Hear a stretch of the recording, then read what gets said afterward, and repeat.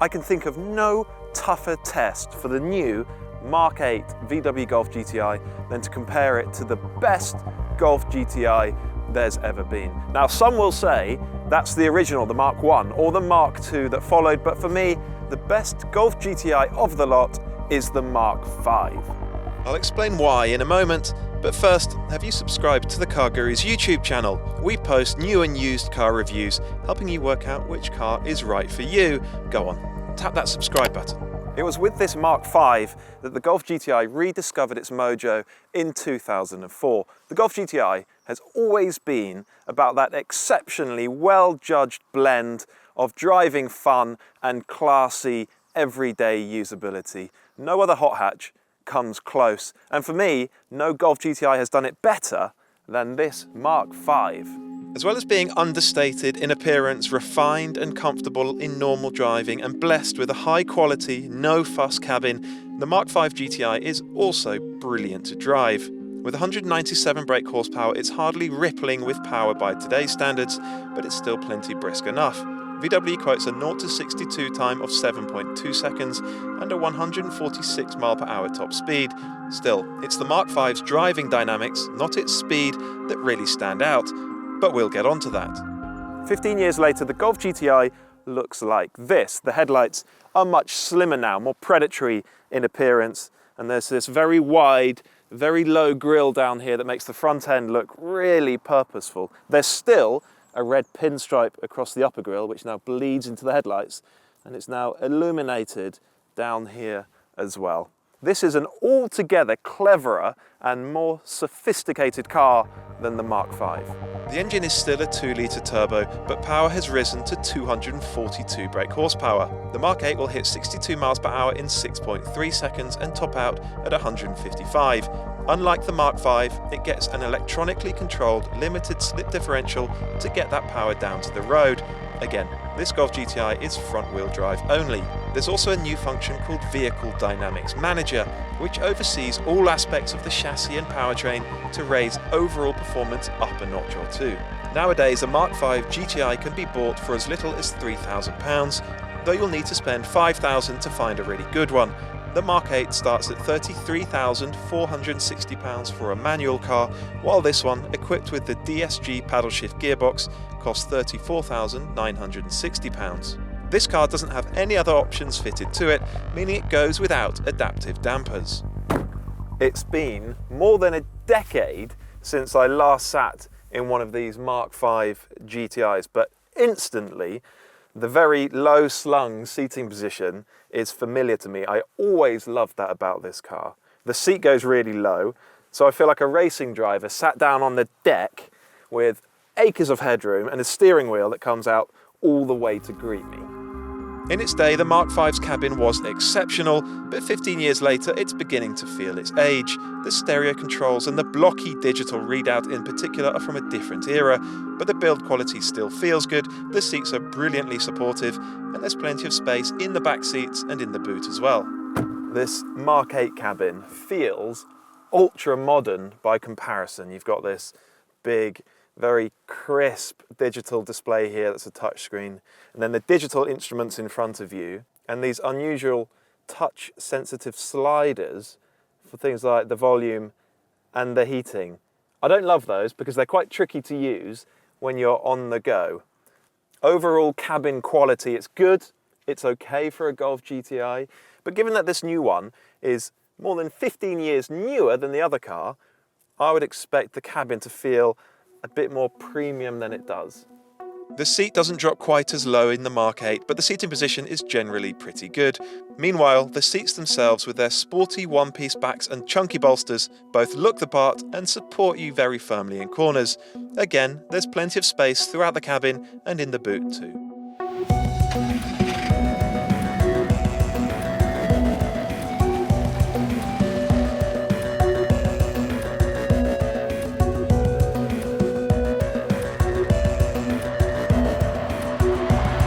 Back when it was new, the Mark 5 Golf GTI existed in a class of one when it came to combining driving fun and performance with everyday comfort and usability. Even now, Its combination of those two very disparate things, it's remarkable. That's what makes this car so good. It's really effortless to use daily and to live with. The ride quality, which can be quite connected at very low speeds, smooths out beautifully with a bit more speed, and overall refinement levels are just exceptional. They were back then, and they remain so today. The Mk5 GTI was never the fastest hot hatch of its day, but even now its engine pulls with real purpose. The engine does not feel like it's a decade and a half old at all. In fact, if you drop this engine into today's Golf GTI, you just think it was a good, responsive, torquey, energetic 2-litre turbo engine. It feels so modern. Performance isn't exactly lightning, but there's good muscle through the mid-range. It pulls to the top end really keenly, so the car gets along with real enthusiasm. The soundtrack, okay, that's a little bit flat, there's not a great deal going on, but the gear shift is lovely. Manual gear shift with an oily, slick action. Good though the powertrain is, it's the car's chassis that stands out. It handles beautifully. Actually, that's probably the best thing about this Mk5. It's so composed along a winding road like this one. It's got such poise, deals with bumps in the road really well. The chassis is beautifully balanced, and it's also got such good steering, this Mk5. It's not modern electrically assisted steering, the kind that feels super sharp but is actually quite numb. Instead, it's measured, it's calm, it's got a natural rate of response, but also real texture, a real grainy feel that gives you such an idea of what the front end is up to. The thing about the Mk5 GTI is that it was, and still is, very good right across the board. But how does the new Mk8 stack up as a hot hatch all-rounder?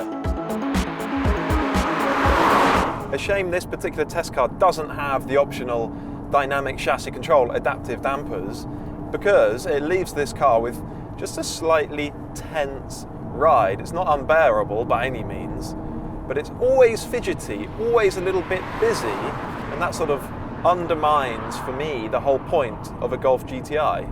At least this DSG gearbox does make this car completely effortless to drive around town and in traffic, although, given the choice, I'd have the manual. Like that Mk5 Golf GTI, this new one is really refined and just so easy to use over longer journeys. That means the Golf GTI remains, of its type, the most refined and grown-up car there is.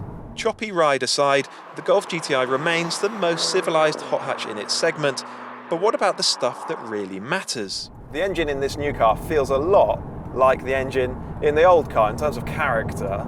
They're much the same. They're both torquey through the mid-range, they're both responsive, energetic towards the top end. This one does feel a bit stronger with its extra power.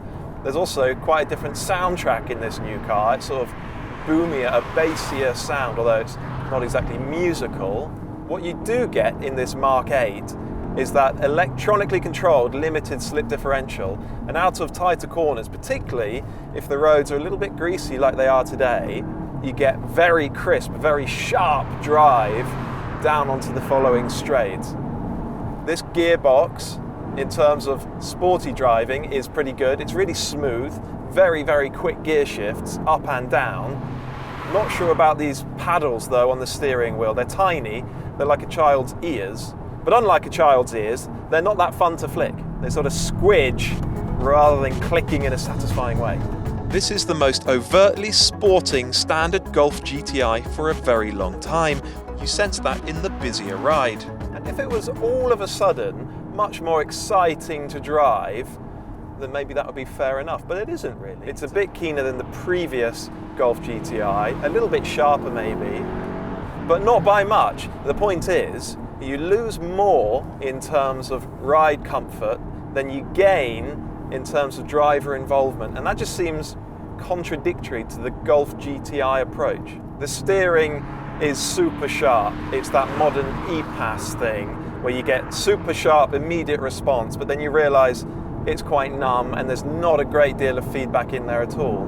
However, the chassis is excellent. Like the Mk5s, it's so well poised and balanced. It deals with bumps in the road really well. The car feels agile. There's such good body control, which is impressive given this new one is almost 100 kilograms heavier than that Mk5. And grip, even in these slightly damp conditions, is really strong.